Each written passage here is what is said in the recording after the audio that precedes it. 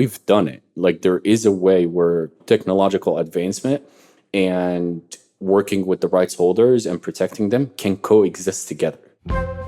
That's Diaa El All, and he's the CEO and founder of Soundful, which enables anyone to create brand new music in just a few seconds with AI. People that don't know how to produce, and they're great singers, they're great songwriters that don't know how to put a fully composed track together, we help them do that. And Soundful is making music in a responsible way. Soundful doesn't just train its models on whatever music is on the internet. Instead, they created proprietary data by painstakingly recording musicians playing one note at a time. A kick drum is sampled once, a C note on a piano is sampled once. From there, we trained the model, and it will take these individual sounds and layering them together the same way that a musician would do it. On this episode, we're literally making music, and we're exploring a fascinating marriage of human and machine. I'm breaking the rules of music theory, but that's what human is there for. Oh, that was like weirdly interesting. Welcome to Crafted, a show about great products and the people who make them. I'm Dan Blumberg, I'm a product and growth leader, and on Crafted, I'm here to bring you stories of founders, makers, and innovators that reveal how they build game-changing products, and how you can too. Crafted is produced in partnership with Docker, which helps developers build, share, run, and verify applications anywhere without environment confirmation or management. Docker's suite of development tools, services, and automations accelerate the delivery of secure applications. Learn more at docker.com. And Crafted is produced by Modern Product Minds, where I advise companies on product discovery, growth, and experimentation. Learn more and sign up for the Crafted newsletter at modernproductminds.com. Diaa was just named to Billboard's 40 Under 40 list, and it's in part thanks to the way Soundful is building its AI ethically and with the support of the music industry. I started our conversation by asking him about a recent letter that was signed by top artists such as Billie Eilish, Nicki Minaj, Stevie Wonder, R.E.M., and the estates of Bob Marley and Frank Sinatra. The letter states, "This assault on human creativity must be stopped. We must protect against the predatory use of AI to steal professional artists' voices and likenesses, violate creators' rights, and destroy the music ecosystems." I'm 100% standing behind that letter. I really think that we should be very careful about like the advancement of technology overstepping over the rights holders, whether that's, the artists or the producers or any creative works. We should be asking for licensing. We should be working with them to develop the business model and the technology moving forward. And it is very saddening, actually, that there is a lot of the companies out there that are taking the easier and the short route of going out and, scrubbing the internet and training on copyrighted materials.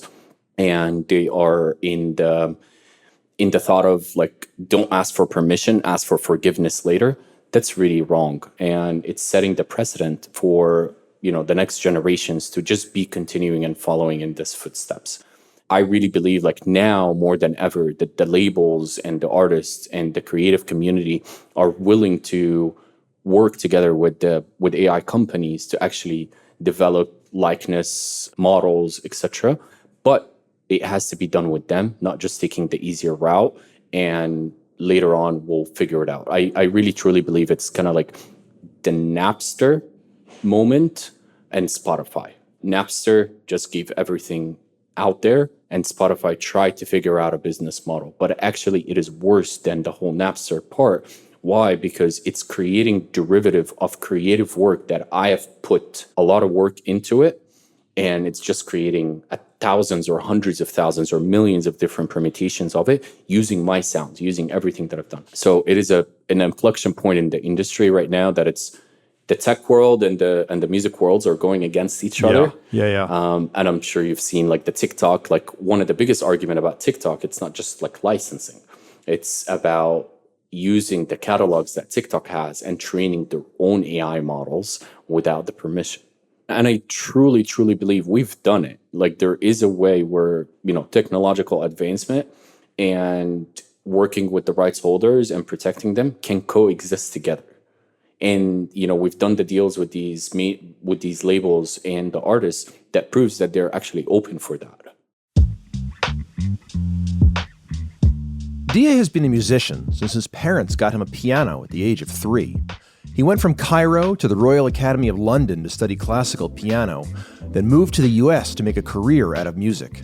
He worked as a sound designer, a touring artist, a DJ, and a producer. My first gig, I remember getting paid $50. And as a kid, I did the math of like, oh my God, I can be playing every night. And if I can just bring it up to $100 or $150, I'll be making $3,000 a month. That would be amazing. Yeah. But came to learn that there is so much competition, and I had to wear a lot of different hats. I was a promoter. I was passing flyers out in the malls. I was signed to record labels here in the US. I was signed to record labels out in Europe, in the Middle East. And my career shifted into ghost production. And this is when I went the entrepreneurial route, started multiple ventures, successful exits along the way. And the one that resulted into Soundful it's a company called Smart Boost, which is a digital marketing agency that we started at 3 guys in the garage. But we wanted an edge into the space. And we started developing our data science team, software engineering team to develop tools to automate a lot of the campaigns that we were running.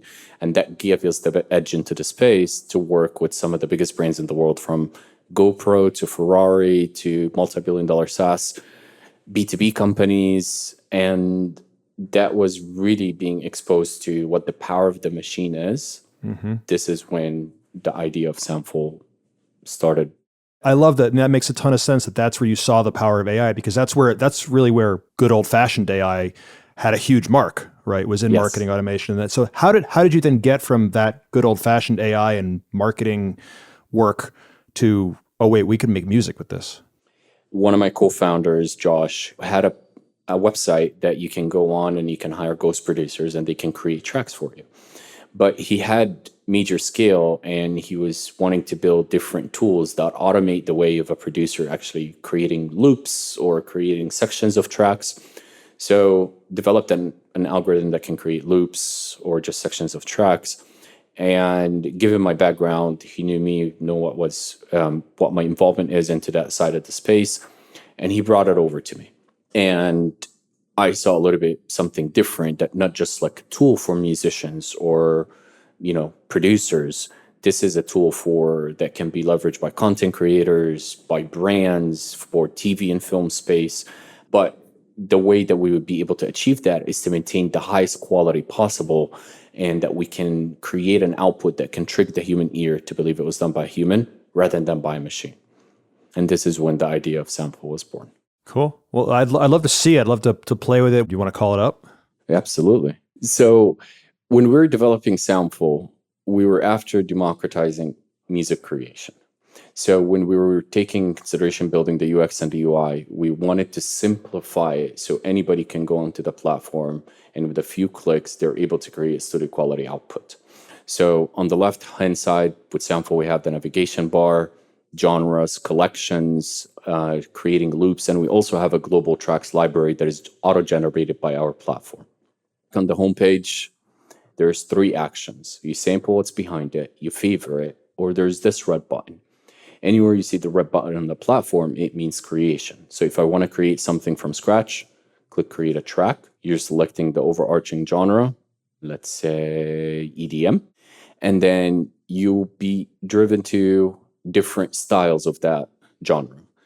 In the front, you'll find some of the collaborations that we've done with the artists, like here's Autograph, and then a bunch of different styles under that genre. So let's say, for example, if we pick up main stage progressive, then there's a few parameters, or the user can leave it randomized, but we offer the speed, so the BPM, and the key, major, minor. One thing that we'll be deploying here pretty soon, you'll be able to toggle between key and mood. Mm-hmm. So for content creator, can just select mood, happy, sad, energetic, etc. And that's all you really have to do. And you click create. And in a few seconds, it produces a track completely unique to that creation.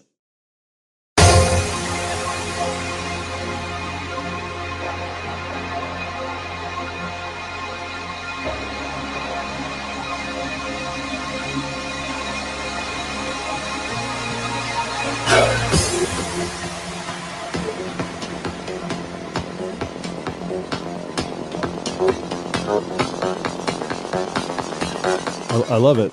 Can you share more of what's happening in the background? Like, how is this happening? So we took an ethical approach. Coming from the music industry, we were very conscious of copyright infringement, protecting rights holders, and making sure that the quality is at the highest possible. So one, we took an approach of training our models on music theory rules, and we've never trained on any copyrighted materials. We have acquired anything that is Soundful models has been trained on. It has been trained on data sets that we own at 100%.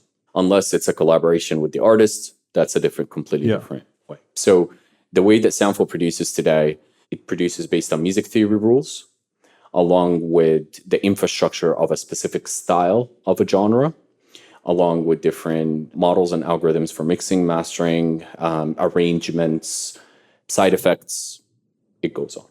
That sounds really great, first of all, that you're doing it in an ethical way. It also sounds really, really hard to get that much material. Was that a big challenge, just to get that much material that is not owned by someone else to train the models on? Absolutely. We've acquired from certain libraries. We have collaborated with artists and producers. We got musicians into the studio to sample them in a very specific way. We also have our team that has been developing it in-house. So it's a mix between live traditional musicians and training on the way that they play an instrument, all the way to certain synthetic data that we've created by our models with scoring algorithms, etc. Cool. I want to dig into the tech more, but I want to keep playing for a second here. So if we took this track and say, let's put yourself back in your old shoes as a ghost producer, I don't know, did you like the track that just came out? Did you not like it? What would you do to change it? That's a great question. So let's say this one in particular, I liked it, but let's say it wasn't really what I was looking for. I can leave every parameter the same and click create again. It will create similar in the same style, but it will have maybe different leads, different melodies, different chord progressions, but it will have a different output. So if you notice here, the intro is a little bit different. Yeah.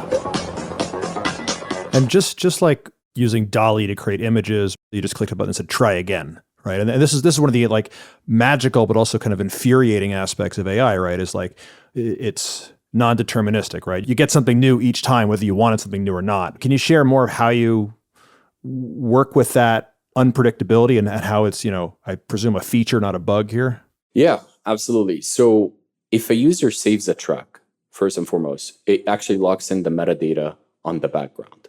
So it locks in the metadata where we will never replicate the melody, the chord progression, the bass line. So it's not going to infringe on anything else that any other user creates from.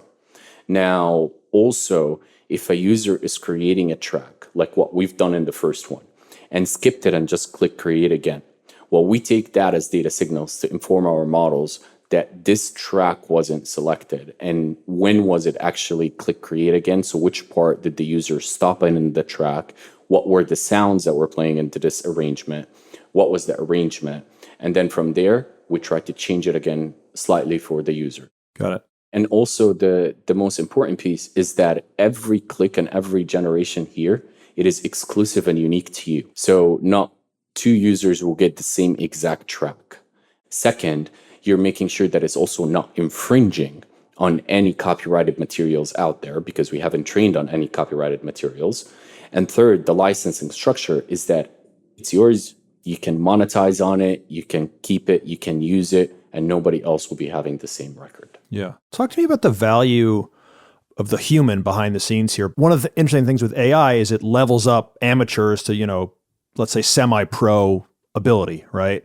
I'm curious how you approach that or how you see, AI leveling the playing field or does it level the playing field? This is a great question. We are looked at as a little bit different than just like a traditional AI music creation platform. We are a human-aided AI music creation platform.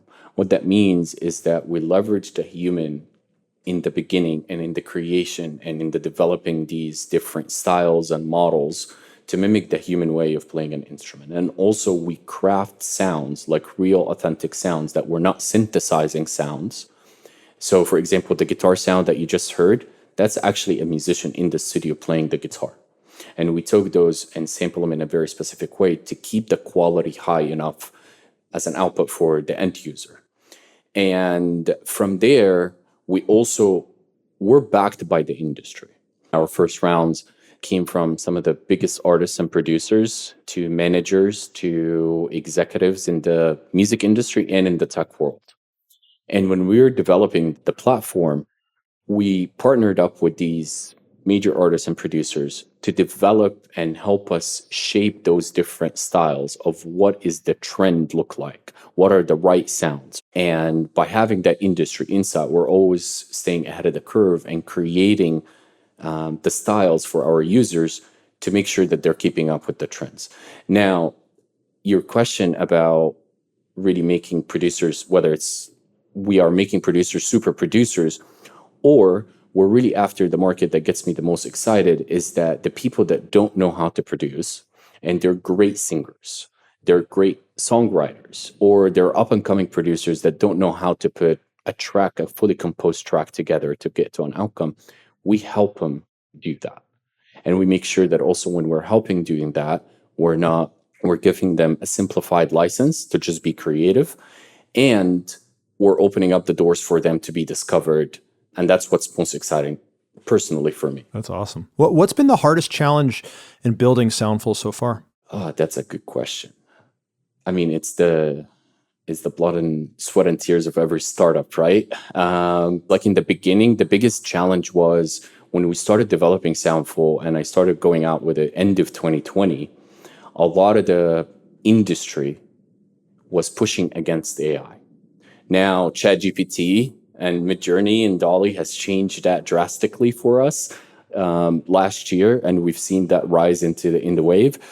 But it was very against, like the industry was like, some of them were, this is going to take our job, we don't want it, you're going to end up infringing on our works. That's why we took the approach that we've taken, and that's why we started having like some of the most forward-thinking people in the industry started seeing that no, this is the future, and we need to be involved to help shape it and make sure that we're doing it the right way.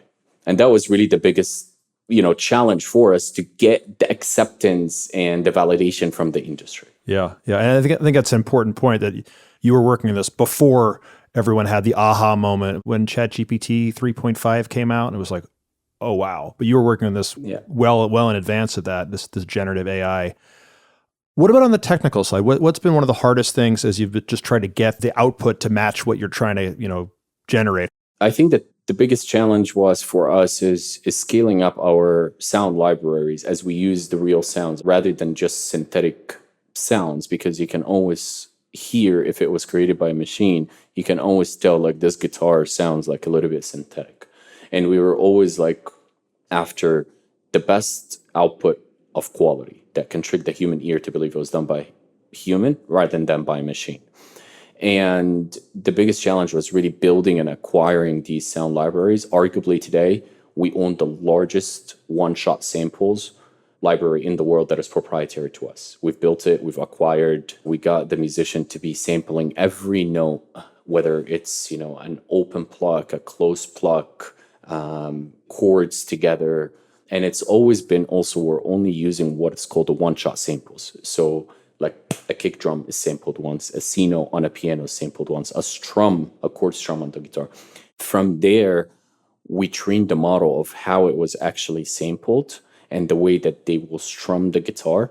And it will take these individual sounds and layering them together the same way that a musician would do it on a guitar.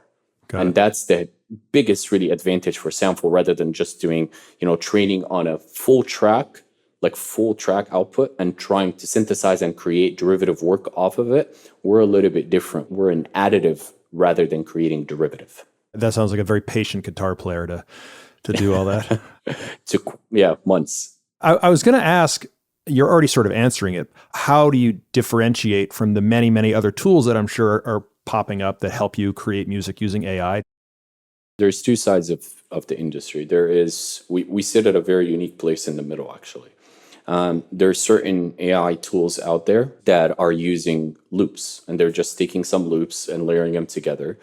The problem with that is that you end up with variation problems because you're using full loops, like whether it's an 8 bar, 16 bar, 32 bar, that loop is going to keep happening over and over and over again, maybe in different settings of the tracks, but it's going to end up sound a little boring.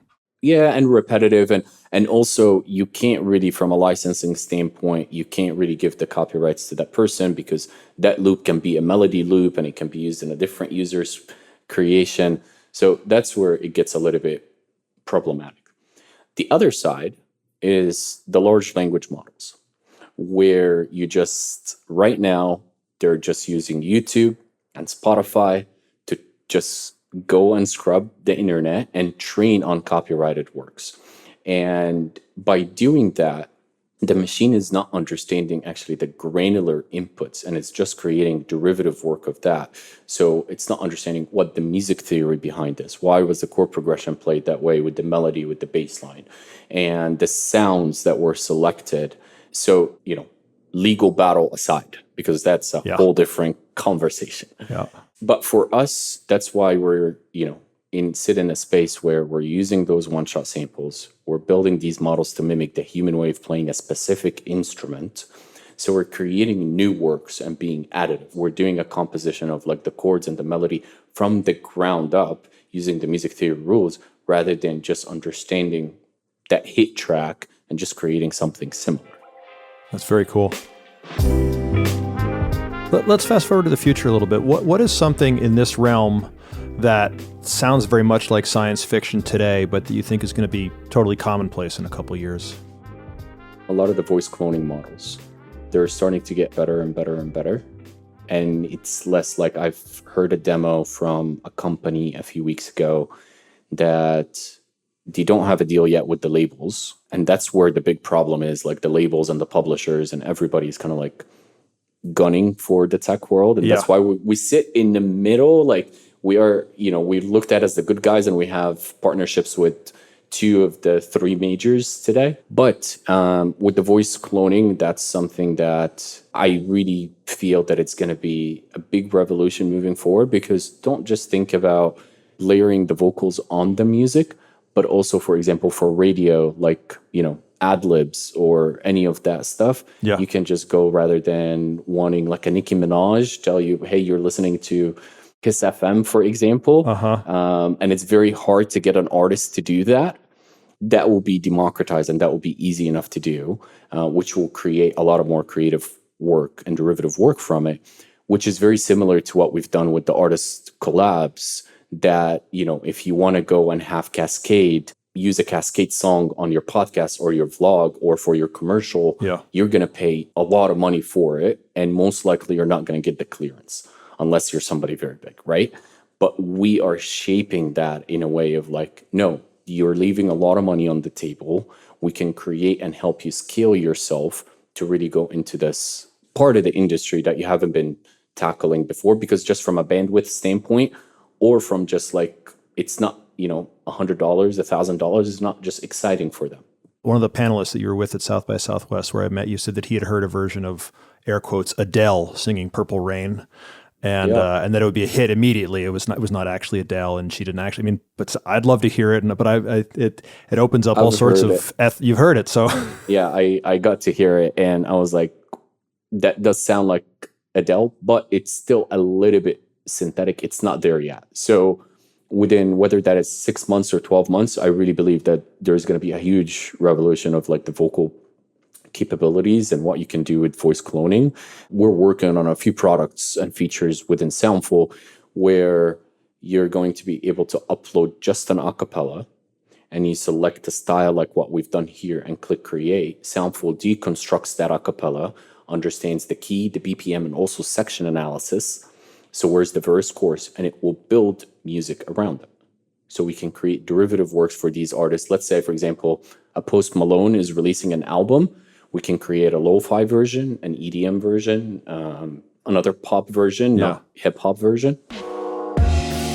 Stepping aside from music making, there's a lot of fear about AI right now from, all sorts of professions, all sorts of, people just graduating college. What do they need to learn? Are there one or two things that come to mind as like, you should really be playing with this, you should learn how this aspect of it works that'll really set you up for success? Absolutely. Like I am a big believer, I run Soundful as an AI company, so I am a big believer in AI, but most importantly, I'm a big believer in ethical AI technology development.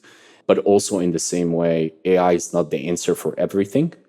But as whether you're a student or an up and coming, whether you're finance or a musician or a content creators, there are tools, and I really believe that it's not AI that will replace jobs. It's the person that is leveraging the technology and make it useful for them. This is who's going to be the threat to you. It's at the end of the day, it's the human, because a lot of the models, whether it's in any industry, it's, specifically for music, the output it can be perfect, right? But it's not the perfection that makes it relate to other human. It's the imperfection that I would add to it that will make it unique to you. Maybe I will move a melody, like a piece of a note completely out of the norm, and I'm breaking the rules of music theory, but that's what human is, is there for. It will make it relate more for you. Oh, that was like weirdly interesting. Yep. And you have to know the rules before you can break them too, which is a funny thing. Exactly. Awesome. I love it. Thank you so much for taking the time. This is fascinating stuff. I could go on for a very long time, but maybe let's leave it there. Thank you, Diaa. Of course. My pleasure. Thank you for having me. That's Diaa El All, the founder and CEO of Soundful. And this is Crafted, a show about great products and the people who make them. If you liked today's episode about technology and music and enjoyed geeking out on music theory and machine learning, you'll also love the very first episode of Crafted, which features Chris Ladd explaining how he built Chord Bank and other apps for guitar players. You can find that episode at the very beginning of the Crafted podcast feed in your favorite podcast app. Crafted is produced in partnership with Docker, which helps developers build, share, run, and verify applications anywhere without environment confirmation or management. Docker's suite of development tools, services, and automations accelerate the delivery of secure applications. Learn more at docker.com. Special thanks to Artium, where I launched Crafted. Artium is a next-generation software development consultancy that combines elite human craftsmanship and artificial intelligence. See how Artium can help you build your future at artium.ai. And Crafted is produced by Modern Product Minds, where I advise companies on product discovery, growth, and experimentation. Learn more and sign up for the Crafted newsletter at modernproductminds.com. I'm Dan Blumberg, and it would mean a lot if you would share Crafted with a friend. That would be amazing. Yeah.